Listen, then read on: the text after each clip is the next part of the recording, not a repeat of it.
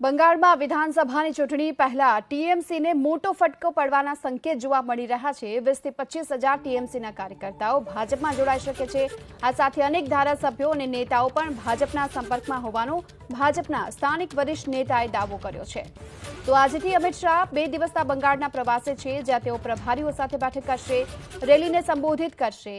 અમિત શાહે બંગાળની ચૂંટણીને લઈને કમિટી પણ બનાવી છે, જેમાં 7 મંત્રીઓનો સમાવેશ કરવામાં આવ્યો, જે દરેકને અલગ અલગ ક્ષેત્રોની જવાબદારી પણ સોંપવામાં આવી। આ કમિટીમાં કેન્દ્રીય મંત્રી ગજેન્દ્રસિંહ શેખાવત, અર્જુન મુંડા, સંજીવ બાલિયાન, મનસુખ માંડવિયા સામેલ છે। આ સાથે ઉત્તર પ્રદેશના ડેપ્યુટી સીએમ કેશવ પ્રસાદ મૌર્ય, મધ્યપ્રદેશના ગૃહમંત્રી નરોત્તમ મિશ્રા પણ સામેલ છે।